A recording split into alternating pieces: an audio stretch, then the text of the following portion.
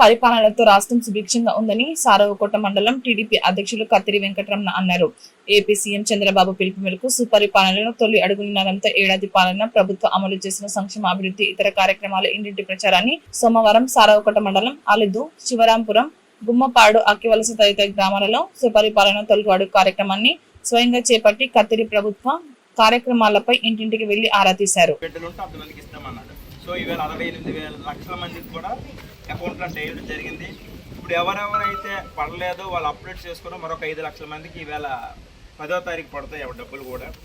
అదేవిధంగా గతంలో Telugu Desam party gas connection ఇచ్చింది. అందుకు దానికి సంవత్సరానికి 3 సిలిండర్లు ఉచితంగా ఇవ్వడం జరుగుతుంది. ఇప్పటికే ఒక విడత పడ్డాయి డబ్బులు.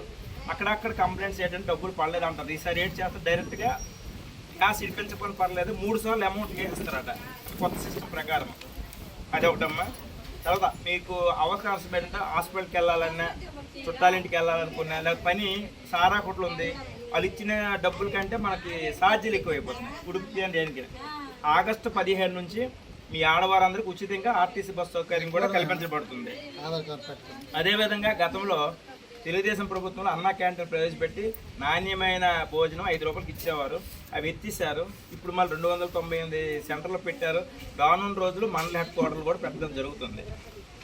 అదేవిధంగా ఎన్టీఆర్ పెన్షన్ భరోసా 35 రూపాయల నుంచి ఈరోజు 4,000 అయింది అనుకుంటే ఇది తెలుగుదేశం ప్రభుత్వం ఘనకార్యం చెప్పాలి.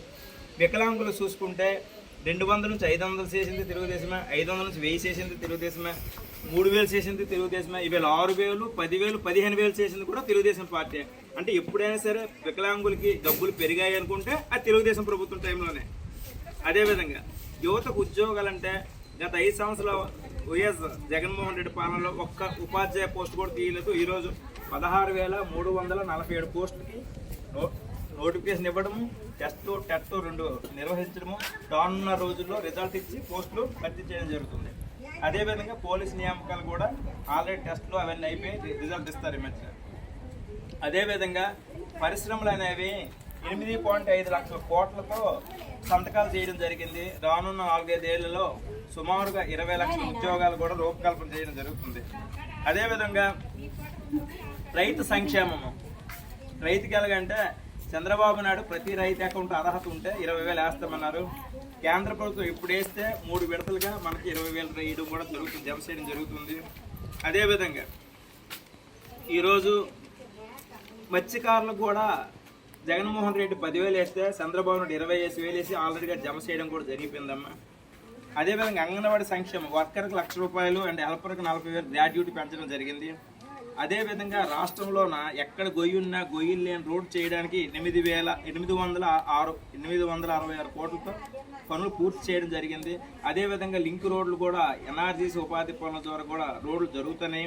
అదేవిధంగా 78,265 కోట్లతో కేంద్ర రాష్ట్ర ప్రభుత్వాల జాతీయ రహదారులు కూడా వేయడం జరుగుతుంది. అదేవిధంగా ఇవాళ ప్రాజెక్టులు అయితే గతంలో పోలవరం కానీ, పోర్టులు కానీ, అమరావతి స్టీల్ అన్ని నిర్వీర్యం అయిపోయామ్మా. ఇప్పుడు అన్ని పనులు కూడా శరవేగంగా పరుగులు పెట్టిస్తున్నారు. అదేవిధంగా 78 ప్రాజెక్టులు గతంలో కేంద్రం రాష్ట్రం ఉండేవి. ఆ 78 ప్రాజెక్టులు కూడా ఆపేశాడు అనమాట జగన్మోహన్ రెడ్డి. ఇవాళ దానికి నిధులు ఇచ్చేసి అవి కూడా పునరుద్ధరణ జరుగుతుంది.